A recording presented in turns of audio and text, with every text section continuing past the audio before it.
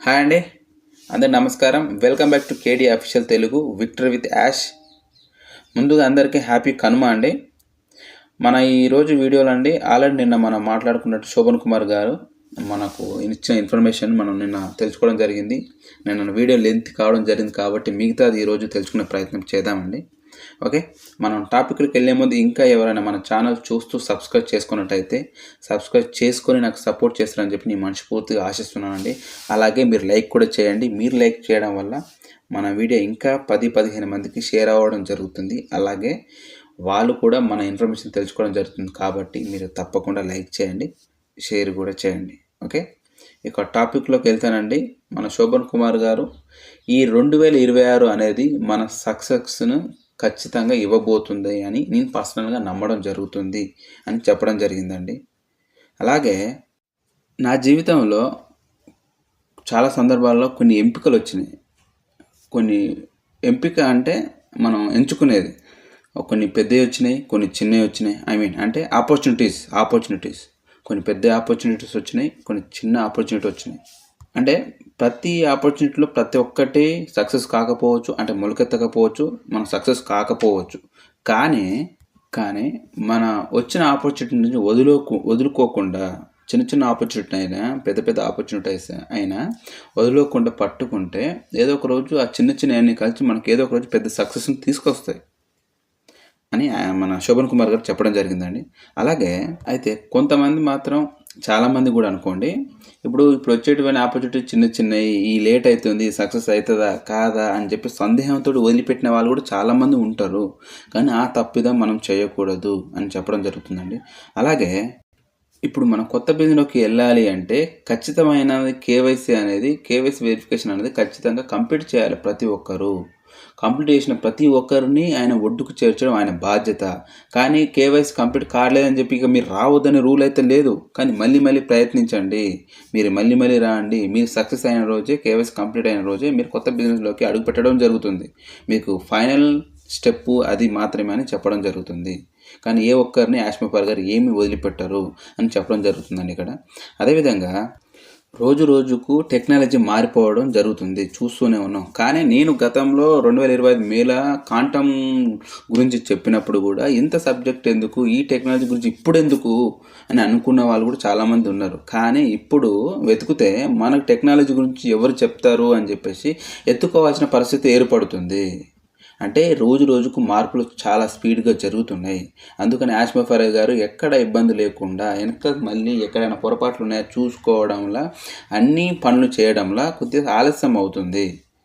ఇప్పుడు మీ దగ్గర ఉన్నటువంటి అప్లైనర్స్, వాళ్ళ దగ్గర డౌన్లో ఉన్న సర్కిల్లో ఉన్న మెంబర్స్ అయినా సరే ఈరోజు ఈ ఇన్ఫర్మేషన్ తెలుసుకోలేకపోతే ఆ తర్వాత మీకు ఎవరు చెప్పడానికి కూడా ఎవరు ఉండరు. ప్రతిరోజు ఏం జరుగుతుందో తెలుసుకోవడం అనేది చాలా గొప్ప విషయము. ఎందుకు తెలుసుకోవడం వల్ల మనకు నాలెడ్జ్ పెరుగుతుంది తప్ప మనకైతే నష్టం అయితే ఏం జరగదు అని చెప్పడం జరుగుతుందండి ఇక్కడ. అదేవిధంగా ఇంకొక విషయం అండి, సీరియస్ విషయం. ఇప్పటికీ విక్టర్ విత్ యాష్లో కొంతమందికి కేవైసీ చేసుకోవడం కూడా పూర్తిగా ఎవరికి తెలియదు కదా. ఎందుకు అంటే వాళ్ళకి చెప్పనీకి లేదు, తెలుసుకోవడానికి వాళ్ళకి ఇంట్రెస్ట్ లేదు. తెలుసుకోకపోవడం వల్ల, ఎదుటి చెప్పకపోవడం వల్ల వాళ్ళకి తెలియట్లేదు. అండ్ అదే నేను అనేది ఏంటంటే, ప్రతి విషయం తెలుసుకోవడం వల్ల మనకు వచ్చే నష్టం కానీ మనకు వచ్చే ఇబ్బంది కానీ ఏమీ లేదు. ఈరోజు తెలుసుకోవడం వల్ల రేపు ఉపయోగపడవచ్చు. అందుకని ప్రతిదీ తెలుసుకోండి, రియాలిటీలో ఆలోచించండి, రియాలిటీలో గమనించండి. ఏది పడితే అది నిజమా అబద్ధమా తెలుసుకోకుండా నమ్మి మీరు డిసప్పాయింట్ కాకండి అని చెప్పడం జరుగుతుందండి. అలాగే మనకు ఒక డిసిప్లిన్ అనేది ఉండాలి. ఆ డిసిప్లిన్ ఉన్నట్టయితే మనకు హోప్ అనేది క్రియేట్ అవుతుంది. ఆ హోప్ ఉన్నట్టయితే ఆ పేషెన్స్ని కంట్రోల్ చేస్తుంది. ఆ పేషెన్స్, ఈ హోప్ ఉన్నట్టయితే మనం ఎప్పటికైనా సక్సెస్ అయ్యి తీరుతాము. ఈ రెండు లేకుండా మనం సక్సెస్ కావడం చాలా కష్టము అని చెప్పడం జరిగిందండి. ప్రజెంట్ మనకు జరుగుతున్నది అసలు ఏంటంటే స్పెక్యులేషన్స్. ఈ స్పెక్యులేషన్స్ మన దగ్గర ఉన్న నిజంగా జరుగుతున్న విషయం కూడా అది స్పెక్యులేషన్స్ పడేసి అది అవహేళనగా సరదాగా అయిపోయింది. ఇది చాలా బాధాకరమైన విషయం. మన స్పెక్యులేషన్స్ తోటి నిజమైన దాన్ని కూడా మనం సరదాగా తీసుకోవడం జరుగుతుంది. ఎందుకంటే దీని ఇంపాక్ట్ మొత్తం మన కంపెనీ మీద పడుతుంది అని చెప్పడం జరిగిందండి. అలాగే ఆ తర్వాత అది మన మీదే పడుతుంది మళ్ళీ తిరిగి వచ్చి. అంటే స్వయంకృత అపరాధం, మన చేతులతో చేసుకుంటున్నాం ప్రతిదీ అని చెప్పడం జరిగిందండి. అలాగే ఎప్పుడైనా డిగ్గింగ్ చేసేవాళ్ళు మీ దగ్గర ఉండకూడదు, వాళ్ళతో సాహసం చేయకూడదు. ఎందుకంటే ఇప్పుడు గోతులు తోకుండా పోతాడు, జీవితాన్ని తోకుండా పోతూనే ఉంటాడు. గోడ కట్టేవాడు ఎప్పటికీ పైకి పోతున్నాడు, బిల్డింగ్లు కట్టుకోవడం, మన అంతస్తులు కట్టుకోవడం జరుగుతుంది. అంటే మనం ఎవరి దగ్గర ఉంటే మేలు? ఈ గుంతలు తవ్వే దగ్గరికి ఉంటే పాతాళానికి పాతాళానికి పోతాడు. గోడలు కట్టేవాడి దగ్గర ఉంటే మనం ఆకాశానికి ఎత్తడం జరుగుతుంది.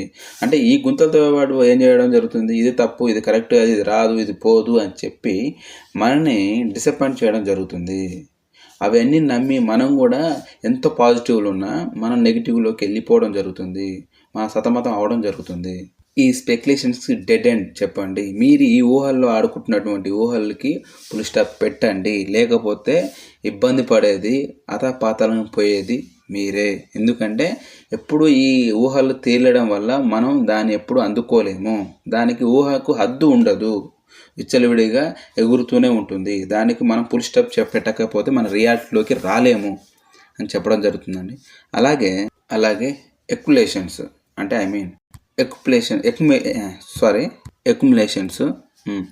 ఎక్యుములేషన్స్ అనేది కూడబెట్టుకునేది, దాచుకున్నాయి అని అర్థం వస్తుందండి. అలాగే రియల్ విక్టరీ అంటే ఎక్యుములేషన్స్ అంటే విక్టరీ, విజయం. ఎప్పటికైనా విజయం అందుతుంది, సాధించబడుతుంది, రాయబడుతుంది అని చెప్పడం జరిగిందండి. అలాగే ఎక్యులేషన్ వైపు మాత్రమే వెళ్ళాలి, స్పెక్యులేషన్స్ని మనం ఫుల్ స్టాప్ పెట్టాలి. అదేవిధంగా చాలామంది పీపుల్స్ తనని తాము మోసం చేసుకోవడం జరుగుతుంది. ఆ విషయం వాళ్ళకు సరిగ్గా తెలియట్లేదు. తనను తామే మోసం చేసుకుంటున్నామని చెప్పి కూడా వాళ్ళకు సరిగ్గా తెలియట్లేదు, తెలుసుకోవట్లేదు, గ్రహించట్లేదు అని చెప్పడం జరిగిందండి. అలాగే మనం రియల్ గోల్ అనేది మర్చిపోతున్నాం. అంటే మనకు ఆల్రెడీ బిగ్ బోల్డ్ డ్రీమ్ ఉంది, దాంతో బిగ్ బోల్డ్ షేర్ డ్రీమ్ ఉంది. మనకు గోల్ ఉంది, కానీ మధ్యలో ఒక గాయం కూడా తగిలింది. దాన్ని కూడా మనం చికిత్స చేసుకున్నాం. దాన్ని ఇప్పుడు పవర్ఫుల్గా మళ్ళీ తయారైనాం. అంటే ఇప్పుడు మనం గాయపడ్డ తర్వాత మనం ఎక్సర్సైజ్ అంతకుముందు చేసే ఎక్సర్సైజ్ కంటే ఎక్కువ బలంగా చేయడం జరుగుతుంది. ఇప్పుడు ఎందుకంటే గాయమైంది కాబట్టి ఇంకా ఎక్కువ బలంగా ఎక్సర్సైజ్ చేయడం జరుగుతుంది. అంటే మొదటి ఎక్సర్సైజ్ కంటే మన గాయపడ్డ తర్వాత చేసే ఎక్సర్సైజ్ అయితే చాలా పవర్ఫుల్ అని చెప్పడం జరిగింది. అంటే నాకు నా పర్సనల్గా ఒకటి గుర్తొచ్చిందండి. ఇప్పుడు ఒక కేజీఎఫ్ సినిమాలో ఒక డైలాగ్ ఉంటుంది ఇలాగే: గాయపడ్డ సింహం నుంచి వచ్చే శ్వాస గర్జన కన్నా భయంకరంగా ఉంటుందని ఒక కేజీఎఫ్ సినిమాలో డైలాగ్ ఉంటుంది. ఆల్మోస్ట్ ఆ డైలాగ్ మ్యాచ్ అయ్యేటట్టే మన శోభన్ కుమార్ గారు కూడా చెప్పడం జరిగింది. ఓకే, అలాగే మార్పు కోసం కావాల్సిన పవర్స్ ఏదైతే ఉందో అదేవిధంగా మన దగ్గర ఉన్నటువంటి టూల్స్, అలాగే ఆపర్చునిటీస్, దాంతోపాటు ఇవన్నీ ఉన్నా కానీ మనకు కనిపించేది మాత్రం డెడ్ ఎండ్స్ మాత్రమే. అది ఎవరికి అంటే స్పెక్యులేషన్స్లో ఎవరైతే ఉంటారో వాళ్ళకి ఇవన్నీ ఉన్నా కానీ డెడ్ ఎండ్ లాంటిదే అని చెప్పడం జరిగిందండి. అలాగే ఈ స్పెక్యులేషన్లో ఉండడం వల్ల ప్రతి ఒక్కరికి మనం తప్పుగానే భావించడం, తప్పుగానే ట్రీట్ చేయడం జరుగుతుంది. ఎందుకంటే వాళ్ళు తప్పు, వీళ్ళు తప్పు, వీడి తప్పు, వాడు తప్పు అని చెప్పి మనమే పెద్ద తప్పు చేయడం జరుగుతుంది. కానీ ఈరోజు ఒకవేళ మంచి చెప్పినా ఆ స్పెక్యులేషన్ ఉండేవాళ్ళు తెలుసుకునే ప్రయత్నం చేయకపోయినా ఈరోజు తిట్టుకున్నా కానీ రేపు మనం గౌరవించడం, రేపు మనం ప్రేమించడం, రేపు తెలుసుకోవడం, రేపు రియాలిటీకు రావడం జరుగుతుంది అని చెప్పడం జరిగిందండి. అలాగే ఇప్పుడు మన విక్టరీ విత్ యాష్లో వెరిఫైడ్ అనే మెంబర్స్ ఉన్నటువంటి వాళ్ళందరూ మన కంపెనీలో ఉన్న డెప్త్లో ఉన్న, లోపల ఉన్న, దాగి ఉన్న దాన్ని అన్నిటిని గూర్చి మనం డెప్త్గా ఆలోచించి తెలుసుకునే ప్రయత్నం చేయాలి. లోతుగా అధ్యయనం చేయాల్సిన అవసరం ఒక సహజ లక్షణంగా ఉండాల్సిన వెరిఫై మెంబర్కి. అదేవిధంగా బిల్డ్ రీసెర్చ్, ఈ రీసెర్చ్ని అన్నింటి బిల్డ్ చేయడం తన బాధ్యత. అలాగే ఎగ్జిక్యూట్ కూడా చేయాలి. అలాగే బాధ్యత వెరిఫైడ్ మెంబర్కి ఉంటుంది. కానీ స్పెక్యులేటర్ ఏం చేస్తాడంటే తనకి ప్రతీది డౌట్ఫుల్గానే ఉంటుంది, ప్రతి దాన్ని అనుమానించడమే జరుగుతుంది. అలాగే సిస్టంలో ఉండేదాన్ని ప్రతి దాని గురించి క్వశ్చన్ చేయడం చేస్తాడు.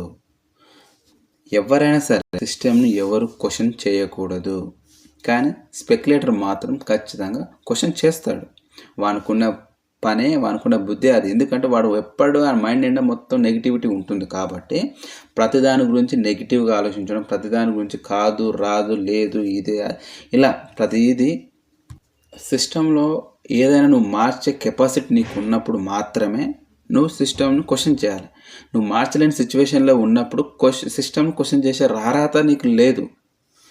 అలాగే ఇక్కడికంటే ఇంకో గొప్పగా ఉంది అంటే శోభన్ కుమార్ గారు ఎలా చెప్పారంటే, ఈ కొండ కాకుండా ఆ కొండ, ఆ కొండ కాకుండా ఆ కొండ, ఈ కొండలు ఇవి ఉన్నాయి, ఆ కొండలు ఇంకా వజ్రాలు ఉంటాయి, ఆ కొండలు ఇంకా డైమండ్స్ ఉంటాయి, ఇలా వెళ్ళాలనుకోవడం చాలా మూర్ఖత్వం. అంటే ఏంటంటే ఆన్ పాజిటివ్ కంటే గొప్పది ఇంకేదో ఉంది, రాబోతుంది, ఉంది అనుకోవడం చాలా మూర్ఖత్వం అని చెప్పడం జరిగిందండి. అలాగే మనం సేఫ్ హ్యాండ్లో ఉన్నాం, మంచి కంపెనీలో ఉన్నాం, మంచి CEO తోటి కలిసి ఉన్నాం కాబట్టి మనకు ఎప్పటికీ సక్సెస్ అనేది తథ్యం. కానీ స్పెక్యులేషన్స్ నమ్మకండి, స్పెక్యులేషన్స్ చేయకండి అని చెప్పడం జరిగిందండి. అలాగే మనకు హోపు, పేషెన్స్ అనేది చాలా ఇంపార్టెంట్. ఈ రెండు ఖచ్చితంగా ఉండాలి. ఉంటేనే మనం సక్సెస్ కాగలమని మన శోభన్ కుమార్ గారు చెప్పడం జరిగిందండి. ఇదండి తన చెప్పిన విషయాలు. నేను చెప్పిందని మీకు అర్థమైంది అనుకుంటున్నాను. అర్థమైతే థ్యాంక్ యూ సో మచ్ అండి. Once again happy Kanuma.